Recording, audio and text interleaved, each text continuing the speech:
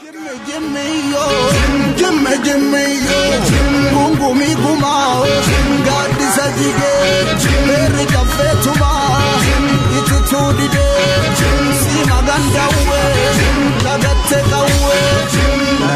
kawe, gimme yo, salalatu, oromon saba, oromiyan biya walaba, yarachuwaya. Tanabeka, Tanabeka, gimme yo,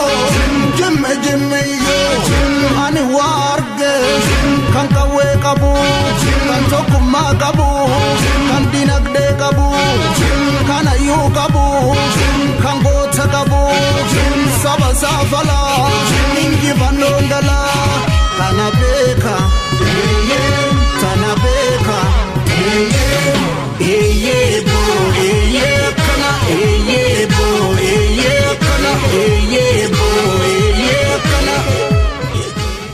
Waamicha lagannaa gabaa fi uggura geejjibaa haaraa qeerroo bilisummaa Oromoorraa kenname.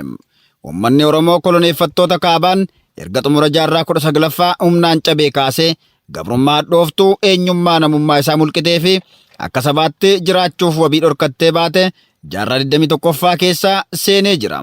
Sirna gita bittootaan koloniin jalqabe sirnoota cunqursaa addunyaa waliin haara'aniin wal furaa qe'ee saba ulfoo mancaasaa hidhaan gidirsaa fi lubbuu kuma dhibbootaan lakkaa'aman galaafachaa baroota as dhiyoo waggoottan 5 kana ammoo kan baroota kamuu caalaa dachaan gochoonni sukkanneessoon farra mirga namoomaa Oromoo irratti raawwataman himamee hin dhumu. Uummanni Oromoos cunqursaa impaayiriittiin irraan ga'aa jirtu yeroo adda addaatti qabsoo irratti gochuun sirnoota abbaa irree hundeen raasus bu'aan qabsoo isaa hatamaa sabicha daran cunqursaamaaf saaxilaa jira. Sabni cunqursaa keessa jiru qabsaa'uun mirgas dirqamas waan ta'eef har'as kallattii qabsoon gaafattu maraanuu diddaa sirnicha irratti gaggeessuu jabeessee jira. Sirni bilxiginnaa Abiyyi Ahmed mataa itti ta'e kan maqaa Oromoo dhaatu uummata Oromoo irratti meeshaalee ammayyaa diroonii moortara Zu-23 BM fi kan kana fakkaatan fayyadame daguggaa sanyii raawwachaa jira. Keessaayyuu daguggaa sanyii meeshaa nama maleeyyii dirooniin raawwatamu ganda tokko guutuu qe'ee gaddaa taasisuun uummanni Oromoo bilxiginnaa jalatti ireen isaa du'a, hidhaa, saamamuu, gudeedamuu fi biyya isaa irraa godaanuu ta'ee jira. Sirni uummata Oromoon bakka bu'a jedhu Oromoo qeessaatti jeequ bira darbee ilmaan Oromoo olloota isaa fi biyyoota baqaa keessatti nagaa akka hin arganneef bakka cufatti lola hin dhumne banuun bakka qubannaa dhabsiisaa jira. Kunis haala ittiin ilmaan Oromoo sababa bilxiginnaa Oromootu aangoo irra jira jedhamuun impaayiriitti keessatti ajjeefamanii fi sababa waliigaltee dhimma ulaa galaanaan biyya baqaa Somaalilaand keessatti ajjeechaa akkasumas saamichii fi reebichi gaggeeffamaa jiru ragaadha.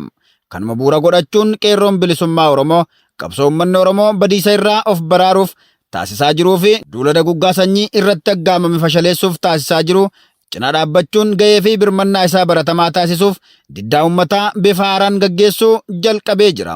Diddaan uummataa bifa haaraan amajjii 3 bara 2024 kan eegale yoo ta'u marsaa sana injifannoon goolabuun gidduutti uummata keenya boqochiisuun marsaa biroo bifa qindaa'aa fi murna bilxiginnaa hundeen raasuu danda'u tolfachuun dhufnee jirra. Lagannaan gabaa fi uggurri geejjibaa marsaa kanaa amajjii 28 bara 2024 dilbata galgala sa'aatii 12 irraa eegalee hanga labsiin uggurri kun ka'uu ibsu ba'utti kan gaggeeffamu ta'a. Waamichi lagannaa gabaa fi uggurri geejjibaa kun Oromiyaa keessatti ilmaan Oromoo qofaan osoo hin taane saboonni iree wal fakkaatoo qabnu sirna bilxiginnaan acuuccaa jala jirtanii fi murni bilxiginnaa uummata impaayiriittiif hin ta'u jettan akka irratti hirmaattan waamicha dabarsina. Labsii kanaan daandiin Oromiyaa keessaa cufaa ta'a. Daandiin Finfinneetti geessu ni cufama. Naannolee ollaa Oromiyaa waliin wal qunnamsiisu Gambeellaa, Asoosaa, Sidaamaa, uummattoota kibba lixa Itoophiyaa, Amaaraa, Somaalee, Affaar cufaadha. Daandiin Moyaalee Keeniyaa geessu ni cufama. Sochiin konkolaataa doqdoqqee fi baajaajii hin jiraatu. Hojiin mootummaa cufaadha. Manni barumsaa ni cufama. Baankiin cufaa yoo ta'u gabaan hin jiraatu. Dukkaanni yookaan suuqiin cufaadha.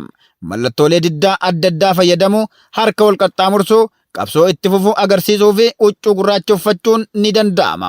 Keessaayyuu dhiyeessiin kuduraa, muduraa, loon, re'ee, hoolaa, albuudaa, midhaanii fi wantoonni gara Finfinneetti fe'aman guyyoota ugguraa kanatti tasumaa kan hin ayyamamne ta'u. Wantoonni ayyama qaban ambulaansii dhukkubsataa fi deessuu geejjibsiisan kan waraanan feenee fi hojii ramadamaniif qofa tajaajilan. Gaazexeessitoota biyya keessaa fi alaa diddaa uummataa kana gabaasuuf socho'an. Waamicha lagannaa gabaa fi uggurri geejjibaa kun hawaasa Oromoo hunda bifa hirmaachiseen akka gaggeeffamu yeroo dhaammannu konkolaachistoonnii fi abbootiin qabeenyaa faayidaa yerootiif qajeelfama cabsitan irraa of qusadhaa isiniin jenna. Qeerroon bilisummaa Oromoo namuusa qabsoon diddaa uummataa qabaachuu qabduun masakamtanii diddaa sirnichaa irratti cimsitanii akka finiinsitan koreen qeerroo bilisummaa Oromoo ni dhaammanna. Uummanni keenya callisuutti xumura gochuu qaba.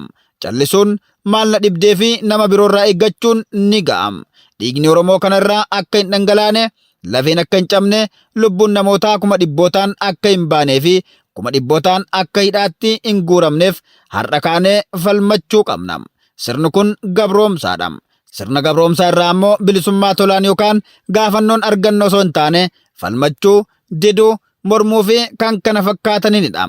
Kana ta'uu beeknee wantoota siyaasa, waraanaa fi dinagdee bilxiginnaa laaffisuun dhiibbaa inni uummata nagaa irratti raawwatu xiqqeessan kamuu raawwachuuf kutannoo cimaa agarsiisuutu nurra jira. Kana yoo goonee qofa uummata keenyaaf wabii taane gaafatama seenaa jalaa ba'uu dandeenya. Diddaa uummataa kanaaf uummanni keenya dursee akka itti qophaa'uu fi daandiirra kan jiru gara mana isaatti akka galu gadi jabeessinee dhaammanna. Diddaa uummataa bilisummaa dhugaaf, injifannoon uummata Oromoof. Qeerroo bilisummaa Oromoo Amajji 23 bara 2024 Finfinnee, Oromiyaa.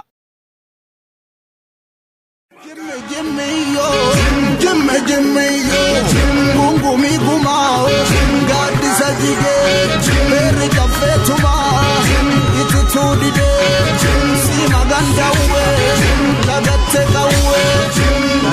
kawe jimme yo salaladu Oromo saba Oromia biya walaba yarachuwaya kanabeka Jimme yo ani warge kan kawe kabu kan tokuma kabu kan dinagde kabu kan ayu kabu kan gota kabu saba safala